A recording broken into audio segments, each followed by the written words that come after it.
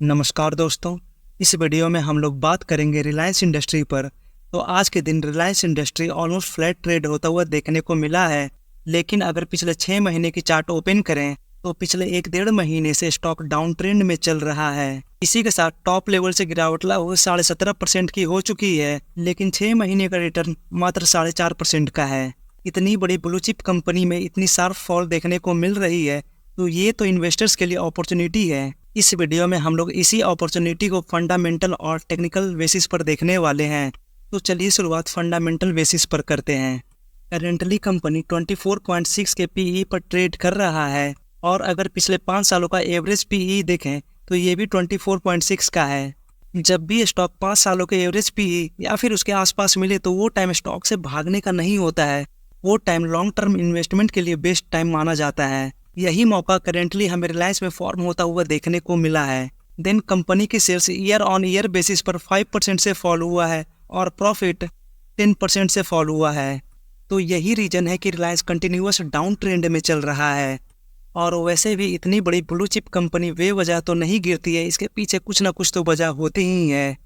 Company की sales yearly और quarterly दोनों बेसिस पर गिरी है, लेकिन कंपनी ने अपने मार्जिन के थ्रू काफ़ी हद तक प्रॉफिट को मेंटेन करने की कोशिश की है। जब कंपनी नेक्स्ट क्वार्टर में अपने रिजल्ट पब्लिश करेगी, यानी कि सितंबर 2023 को, इसकी comparison year on year basis पर सितंबर 2022 से होगी, तो यहाँ पर मार्जिन काफ़ी ज़्यादा कम है। अगर कंपनी नेक्स्ट क्वार्टर में 18% का भी मार्जिन मेंटेन कर लेती है तो मार्जिन के दम पर ही कंपनी में अच्छी खासी प्रॉफिट जंप देखने को मिलेगी।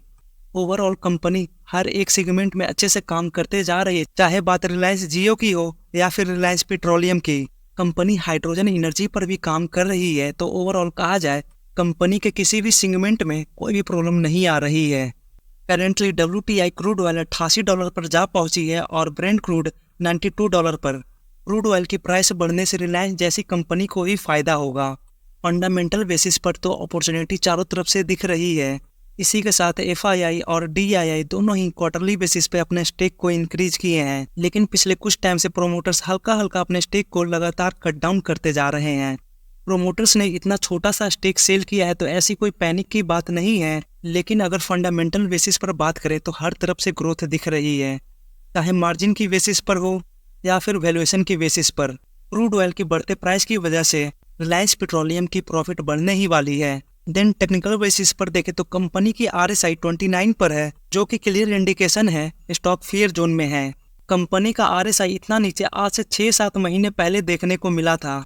इस लेवल पर बहुत छोटी सी तेजी आई थी, लेकिन अगर इस लेवल पर देखें तो इस लेवल पर से बहुत ही मैसिव रैली देखने को मिली थी।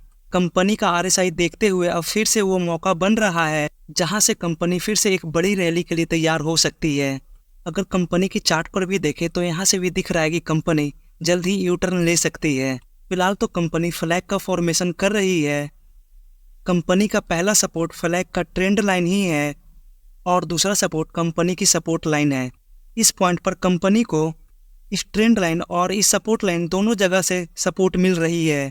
इस सपोर्ट लाइन पर कंपनी ने पास्ट में मल्टीपल टाइम सपोर्ट लिया है, तो करंट लेवल यानी कि 2335 रुपये, इस पर कंपनी ने अनेकों बार सपोर्ट लिया है। तो इसीलिए कंपनी के लिए 2335 का लेवल काफ़ी ज़्यादा स्ट्रॉन्ग लेवल हो जाता है। आप लोग चाहें तो इस करंट लेवल पर कंपनी को प्रॉपर स्टडी कर सकते हैं, और इसके बाद कंपनी के लिए 2300 का लेवल एक स्ट्रॉन्ग लेवल है। देन वरुण बेवरेजेज, जिसने आज के दिन एक फ्रेश 52 वीक हाई लगाया, और इसके पीछे की वजह है बोफा सिक्योरिटीज ने 1030 रुपये का एक बाइंग कॉल दिया है, और इसी के साथ अगले 3 सालों के लिए 19% का CAGR रेवेन्यू ग्रोथ देख रहे हैं। तो इस वजह से मार्केट में काफ़ी ज़्यादा पॉजिटिविटी फैल गई। अगर मैं VVL पर अपनी ओपिनियन की बात करूं, जब भी स्टॉक तेज़ी में होती है तो मैक्सिमम ब्रोकर उसमें बाइंग कॉल देते ही जाते हैं, और जैसे ही गिरावट होती है तो मैक्सिमम ब्रोकर का भी ओपिनियन चेंज हो जाता है, और इसी के साथ मैक्सिमम ब्रोकर सेलिंग कॉल देने लगते हैं। समझना ये है कि बहुत सारे ब्रोकर बाइंग कॉल इसीलिए देते हैं ताकि वो अपने स्टेक को टॉप लेवल पर बेच सकें। अगर आप लोग इस स्टॉक को लॉन्ग टर्म के लिए बाइंग कर रहे हो तो कोई प्रॉब्लम की बात नहीं है, लेकिन अगर आप लोग शॉर्ट टर्म के लिए बाइंग कर रहे हैं तो आने वाले कुछ ही महीने में ठंडी की शुरुआत हो जाएगी, और ठंडी में कोल्ड ड्रिंक्स की सेलिंग गिर जाती है। अगले क्वार्टर का जो रिजल्ट आने वाला है यानी कि सितंबर 2023, इसमें आप लोग अगर पास्ट डेटा से कंपैरिजन करेंगे तो कंपैरिजन थोड़ा सा आसान हो सकता है। अगर इस लेवल का प्रॉफिट देखें तो यहाँ पर प्रॉफिट बढ़ी है। लेकिन ये कोविड का पीरियड था और इसमें सेल्स एबनॉर्मल तरीके से हो रही थी।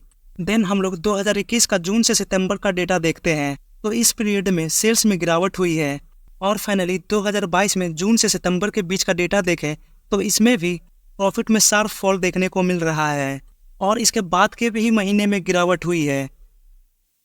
इस पास्ट डेटा को देखकर हम लोग तो इतना कह ही सकते हैं कि आने वाले क्वार्टर में कंपनी का नंबर थोड़ा ख़राब आने की पॉसिबिलिटी ज़्यादा है। तो इसीलिए ब्रोकर्स जब भी कॉल देते हैं तो उनके टारगेट को नहीं, वो बिजनेस से रिलेटेड क्या बात कर रहे हैं उस पर फोकस होना चाहिए। अगर आप लोग इस तरीके से मार्केट को देखने और सीखने की आदत बना लेते हैं तो आपको एक बेहतरीन इन्वेस्टर बनने से कोई नहीं रोक सकता है। तो चलिए मिलते हैं फिर किसी और वीडियो में। Thank you for watching.